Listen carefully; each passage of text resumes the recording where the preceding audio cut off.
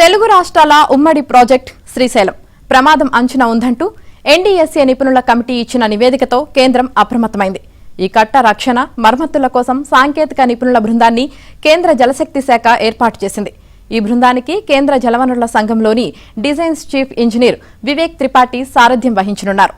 తెలంగాణ నుంచి chief engineer లేదా ఆ స్థాయి అధికారిని ఈఎన్సీ నామినేట్ చేయాలని కేంద్రం కోరింది. కృష్ణానది యాజమాన్య బోర్డు నుంచి ఒకరిని బోర్డు చైర్మన్ నామినేట్ చేయాల్సి ఉంటుంది. ఈ కమిటీ ప్లంజ్ పూల్ పరిస్థితి, దానికి జరిగిన నష్టాన్ని అంచనా వేసి సమస్య పరిష్కారంపై అధ్యయనం చేసి సూచనలు ఇవ్వాలి.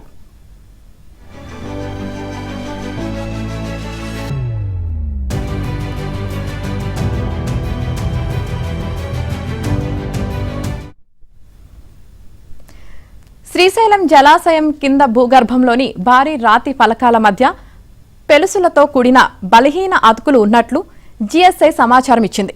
మరోవైపు నిలువున 2 భారీ జాయింట్లు, వాటికి అనుబంధ జాయింట్లు ఉన్నాయని, అనుబంధ జాయింట్ల మధ్య దూరం పెరిగితే డ్యాం పునాదులు జారిపోయే ప్రమాదముందని ఎన్డీఎస్ఏ పేర్కొంది. డ్యాం దిగువన ఏర్పడిన ప్లంజ్ పూల్ 120 మీటర్ల లోతు ఉందని 2018 జులైలో నిర్వహించిన బాతిమెట్రిక్ సర్వేలో తేలింది. గుంత లోతు డ్యాం పునాదుల లోతుకి మించిపోయినట్లు సమాచారం.